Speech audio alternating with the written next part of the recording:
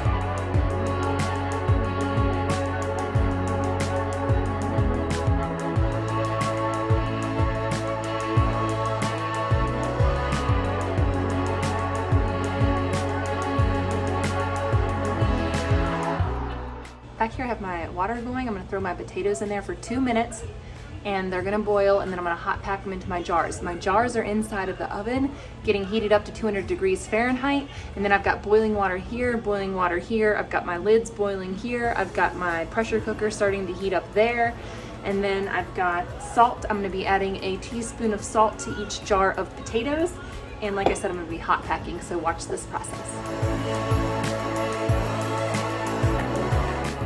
If you know me, then you know that I like to overdo things quite a bit. I cook a lot and I overfill pots a lot. I overfill jars. I do that too. I overfill a lot of things. It's just how I do it. The blender, the food processor, go big or go home, right? Good thing I'm already at home because we're gonna fill this up, and I was hopeful that I would have enough room for all the potatoes. I need to take out some water, but as long as the potatoes are covered in water, then they will get cooked a little bit, and that will kill off any pathogens or any yuckies that are on the potatoes. And then we can proceed to, quote, hot pack the jars with these hot potatoes and these hot jars, and then put the hot lids on them. So it's, you know, this little bit of a process, but it's totally worth it. Here I'm gonna pull out my hot jars out of the oven, and I'm gonna work in 2-jar batches. We're just gonna be doing 2 jars at a time just to ensure that the jars are at their hottest, because once we fill these with all of our goodness, we're gonna put them into the pressure cooker, and the pressure cooker right now is over there on the burner getting warmed up. It's starting to simmer, and we don't wanna introduce hot and cold extreme temperatures because we're working with glass and we don't want the glass to shatter or break. So that is why we hot pack them. Also, when you put them in the oven at 200 degrees Fahrenheit, your clean jars, you put them in the oven, that helps to sterilize your jars. And then they will be sterile for the canning process. So another reason why we hot pack, or why we use hot jars when we're canning. So I am filling these up, and I'm going to leave 1-inch headspace at the top, and that is to allow for expansion and contraction of the jars and the food inside and the water during the canning process. I'm putting in 1 teaspoon of salt per jar. You can use less. I think 1 teaspoon is going to be more than enough. And then I'm going to continue filling these jars. You can put the salt in the beginning or at the end. The water in the jars is going to boil, so the salt will move around the potatoes and they will all be flavored with salt. So I'm shaking these down a little bit just to try to get as much as I can in there, because you guys know me, I overfill everything. And then we're gonna fill these up with hot water. I'm gonna be careful to not overfill them with hot water. I just wanna fill up to below 1-inch headspace. Then I've got my little lids back there on the burner, and after we wipe the rims clean, and we want to make sure there's no debris or any salt or anything on the rims, we also want to make sure that there are no bubbles inside of our jar. So we give them a little shake, a little shimmy once the water's in there to make sure that the bubbles are all out, and then we place the hot lids on the jars. They need to be hot, for one, to sterilize them, for two, to help the lids seal. Then we're gonna finger tight the bands on, and that's just when I put the band on and I twist the jar or I twist the lid until the jar turns, then I stop. So the lid gets twisted on until the jar turns, then you stop. That is finger tight. You place these into your water bath that is in your canner, and this has 1 tablespoon of vinegar in it to prevent any kind of hard water stains. Now these are just gonna sit there, and I'm gonna continue this process until I have my canner full.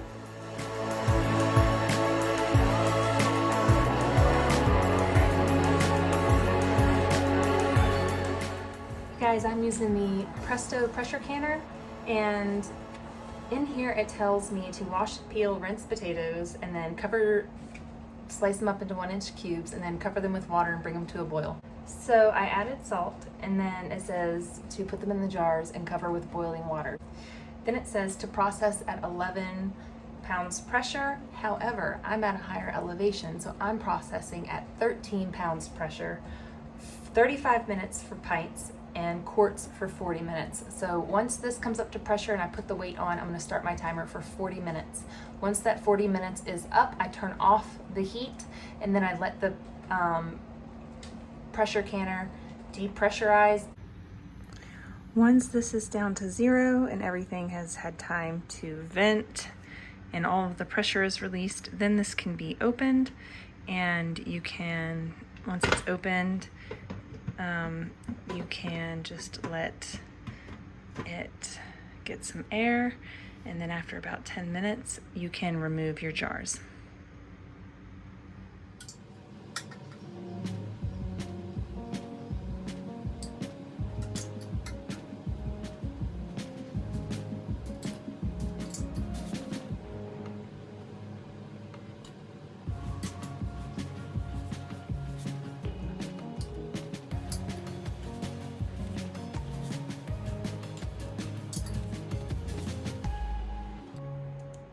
Okay, so these are gonna sit out on the counter for about 24 hours, 12 to 24 hours. They're gonna cool completely. In about 30 minutes, I'm gonna be able to remove the bands at the top, and the lids, if they're sealed, are gonna stay on and be secure. And then tomorrow morning when I wake up, I'm gonna check and I'm gonna lift at the lid, and if it has a secure hold when I lift the jar from the lid, then I know that it has a good seal and I can proceed to store it away in my pantry. You wanna keep these in a cool, dark area, and I believe they will last for a few years. However, I hope to eat them within the next year. Now, what I like to do with potatoes, and the reason why I am canning so many potatoes, is because potatoes are kind of a thorn in my side, so to speak, as far as preparation goes, because they take so much time to prepare, just peeling and dicing and frying or boiling and baking and all that kind of stuff. It could be easy if I just simply threw them in the oven and roasted them. However, I love having these potatoes on my shelf so that I can easily have dinner put together in the evenings. This is gonna make mashing potatoes so much easier. Also, I'll be able to dump these out and I can throw them on a pan and roast them really quick. They'll already be cooked on the inside. They'll just need to brown up a little bit on the roaster. You can also drain them and throw them in the pan and fry them up. You can use them to make potato cakes. There's so many uses for these, and the fact that they're already prepared and ready to go is just really wonderful and makes that food prep in my day one step easier. So, endless possibilities with these potatoes. I do believe I have a few jars that are cloudy, and I'm wondering if I forgot to put salt in these, because then I have a jar that's clear. So you see this one's cloudy and this one's clear. All of the ones that are coming out of my canner right now, or the liquid in them, is very clear. And I added salt to all of these. So I'm thinking I may have forgotten to add salt to a few of these jars. I'm not really sure what's going on with the not clear liquid in these other ones. Slightly concerning. It could be that I did not pre-boil those, so I should probably eat those up really quickly in the next couple weeks. Yeah, I said it. I did not pre-boil my first batch of potatoes. Apparently you're supposed to boil them for 2 minutes and then hot pack them into the jars. I did not do that. I'm not sure if that is like a really important step.